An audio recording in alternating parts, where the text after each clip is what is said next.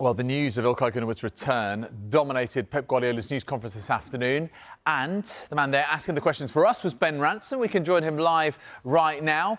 Ben, good afternoon to you. So, a very popular figure and a club captain returns to Manchester City. Was it an easy decision, I suppose, for Pep Guardiola to bring him back?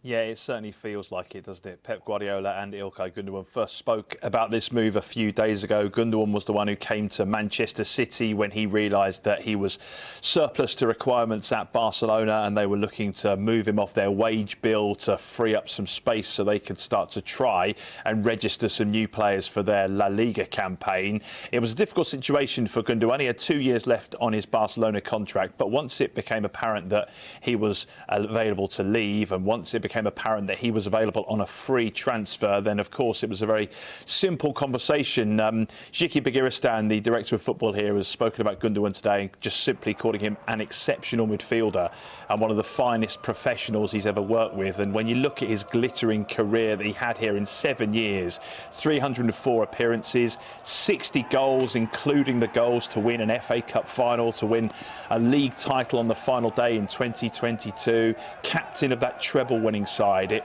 really was a very simple decision. You can see why it happened so quickly from those early conversations a couple of days ago. Gündoğan was here in Manchester again by Wednesday evening, sat down with Pep Guardiola at his restaurant in the city centre for another conversation, and then it was just about getting the formalities done. Gündoğan, he feels like he's back home, and for Pep Guardiola it really was the simplest of simple decisions to re-sign him. When most of the times all the managers we said that finish the transfer window, everything can happen. This is the real proof. So it was a completely surprise and unexpected, and you know it happened, and we know him quite well, me personally, but the staff and the players and everyone, and you know the quality that he played last season in Barcelona, like. He played at a high level, consistency, playing a lot of minutes, games, and producing a lot. It was we didn't have any doubts, but the possibility was open.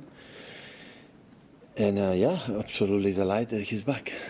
I spoke a little bit with Ilkay and having incredible words about Barcelona, about his experience there, for the city, for the people who were there, and for the players. Speak so highly about his experience there, but the situation everybody knows in Barcelona, and it happened. It wasn't expected, so we didn't call Kool and said, oh, why? Because I could not expect, because he played really well last season. Still, I know how competitive he is, how he drive, you know, his mates to his best. And when it happened, I said, yeah, you know, I love midfield players. I love his qualities. He give us incredible alternative in the way we want to play. He adapted in 2-3 roles perfectly. He knows everything. He doesn't need time to how he settle. You know, tomorrow has to play. Okay, he knows everything. And I think from a City perspective, that's perhaps the most exciting element of that deal, that he can fit straight in. The players out training right now, and Gündoğan will be out there training with his some of his former teammates for the first time again in this second spell. But we know Manchester City are open to trying to sign another attacking player before the transfer deadline closes and the window closes next week. Time is running out, but obviously they've got that much needed win on the first day of their season away at Chelsea, and one of the big headlines to come out of that match was Raheem Sterling, a former City player not even involved in the Chelsea squad. Well, his position in that Chelsea squad has become clearer this week. Enzo Maresca confirming he's not part of his plans. He's free to look for another club.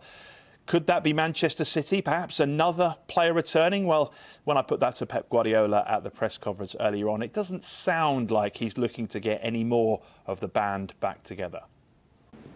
It's a Chelsea player, absolutely, a Chelsea player. I know I feel so attached with the time we live together with Raheem, and of course I feel attached with Enzo.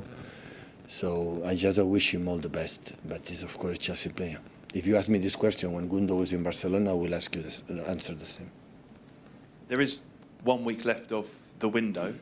With Gundogan coming in, it's a big reinforcement, but are there chances, or how likely is it that you'll get anyone else in, do you think, in the next week? I don't know. I don't think so, but what I said before, so I don't know what's going to happen at the end of the market. Maybe happen something in terms of injuries, hopefully not. In terms of, I don't know, the market provided something expected that financially should good for us or for the tactical wise as well. So right now I don't think so, but I don't know.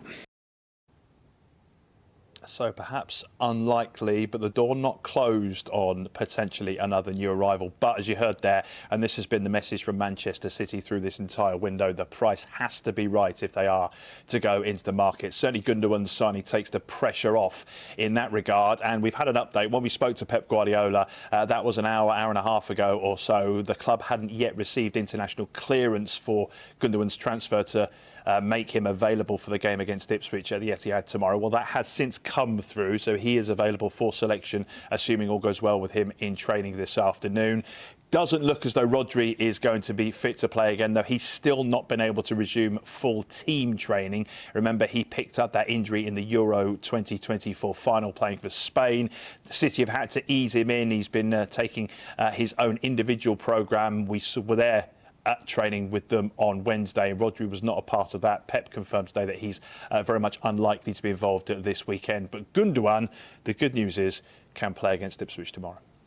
Ben, thank you very much indeed.